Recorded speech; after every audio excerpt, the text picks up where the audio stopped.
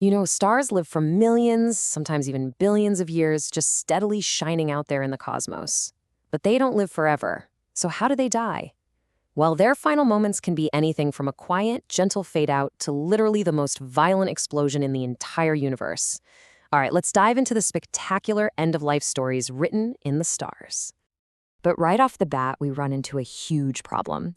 I mean, we've only been seriously studying the stars with good telescopes for a few hundred years. But a star's life can last for billions. We can't just, watch one star from birth all the way to death. So how on earth do astronomers figure out what happens? The answer is actually pretty clever, and when you think about it, kind of obvious. To understand a human lifespan, you don't follow one single person around for 80 years, right? No, you look at a whole bunch of people, babies, kids, teenagers, adults, seniors, and from all those snapshots, you piece together the whole story of a life. Well, that is exactly how we study stars. So the solution is to find these big cosmic families. Astronomers look for stars that hang out in large groups, which we call star clusters. And you can think of these as just perfect cosmic laboratories, because all the stars inside a cluster were born at pretty much the same time from the very same cloud of gas and dust. And these star communities, they come in two main flavors. Over on the left, you've got open clusters. These are the youngsters. They're kind of loose, they're full of hot, brilliant blue stars, and a lot of times they're still surrounded by the glowing gas they were born from. Then, on the right, we have the globular clusters. These guys are the senior citizens. They're ancient, incredibly dense spheres packed with golden older stars. By studying both, we get these amazing snapshots of stellar life, from the cradle all the way to the grave. So how do we actually tell a cluster's age? We use this brilliant technique called the turnoff point. See, the biggest, most massive stars burn through their fuel way, way faster than the little ones. So by looking at a star cluster and finding the most massive stars that are just starting to run out of fuel and turn off the main sequence, well, that tells us the exact age of the entire cluster. It works like a perfectly calibrated cosmic clock. Okay, so now that we have our cosmic clock, let's look at the two main ways a star can die. And we're going to start with the gentler path, the one our very own sun will take in about 5 billion years or so. So for a star like our sun, the end really begins when that hydrogen fuel in its core finally runs out. Gravity, which has been in a tug-of-war with fusion for its whole life, suddenly starts to win, and it crushes the core. This compression heats up a shell of hydrogen right outside the core, which then ignites in this furious new burst of fusion. All that new energy pushes the star's outer layers way out, causing it to swell up into a red giant, so big it'll probably swallow Mercury and Venus. Eventually, this giant star gets kind of unstable and just gently puffs its outer layers off into space, leaving behind its hot, dense, naked core, a white dwarf. And those beautiful, colorful, shed layers of gas, they form what we call a planetary nebula. And this brings us to one of astronomy's fun little historical quirks. They're called planetary nebula because when astronomers first saw them through their early, kind of blurry telescopes, these glowing, roundish shapes looked a bit like the newly discovered planet Uranus. The name just stuck, even though we know for a fact now that they have absolutely nothing to do with planets.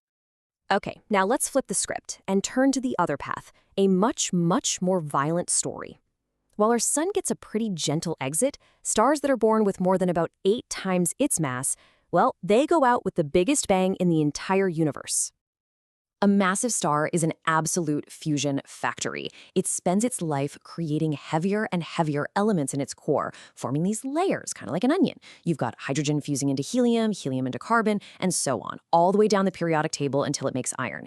But here's the fatal flaw. You can't get energy by fusing iron atoms together. It's a dead end. The second the core turns to iron, the star's engine just shuts off.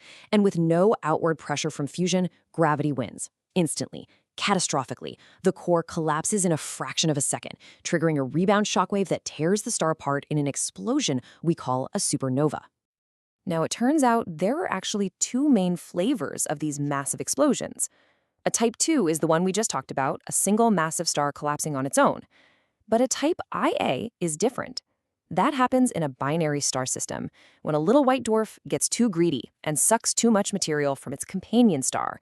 It goes over a critical weight limit, and the whole thing ignites in a runaway explosion that completely obliterates it. We can tell them apart by looking at their light, because a type 2 still has hydrogen floating in its outer layers, while the white dwarf in a type Ia used all its hydrogen up billions of years ago. And just to give you a sense of the scale we're talking about here, it's completely mind-boggling. For the few weeks that it's at its brightest, a single supernova can actually outshine its entire home galaxy of hundreds of billions of other stars. The amount of energy it releases is about the same as what our sun will produce over its entire 10 billion year life. It is an almost unimaginable amount of power. So, after all those cosmic fireworks finally fade away, what's left?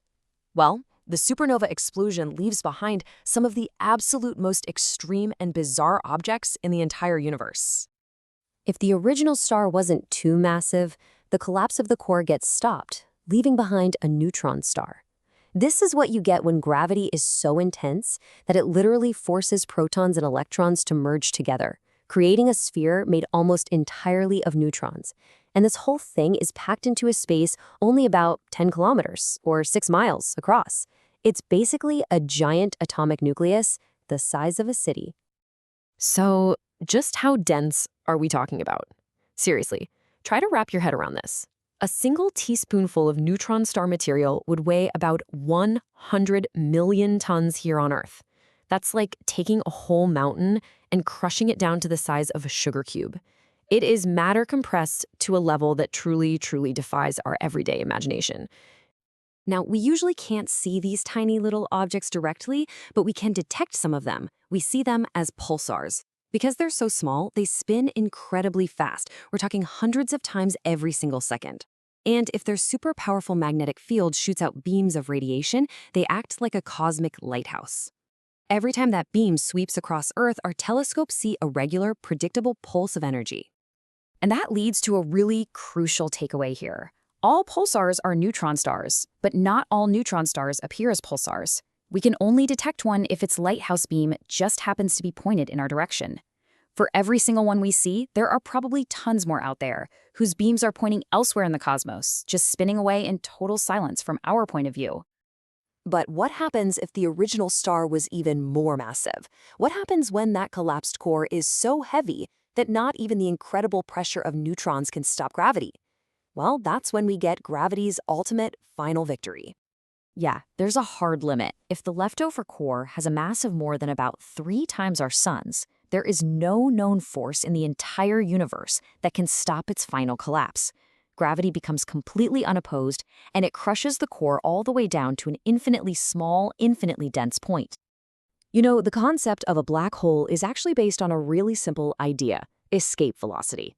To launch a rocket off of Earth, you have to go super fast to escape its gravity. Okay, now imagine an object so incredibly dense that its escape velocity is faster than the speed of light. And since nothing in the universe can travel faster than light, that means nothing can escape. Not a rocket, not a particle, not even light itself. That's a black hole. This point of no return is called the event horizon.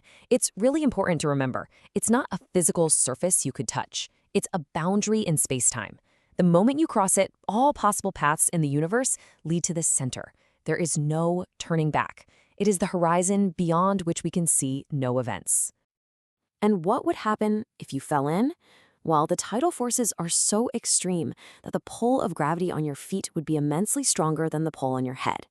This massive difference in force would stretch you longer and thinner until you were torn apart into a literal stream of atoms. Physicists have a wonderfully descriptive and, a slightly grim name for this process: spaghettification. So from these gorgeous, gentle planetary nebulae to universe-shaking supernovas, the death of a star is never really an end. It seeds the cosmos with the heavy elements needed for life, and it leaves behind these exotic objects that push the absolute limits of our understanding. That event horizon of a black hole hides a singularity from our view, a place where our current laws of physics just completely break down. Which leaves us with a huge question. What new discoveries, what new understanding of reality itself might be waiting for us just on the other side?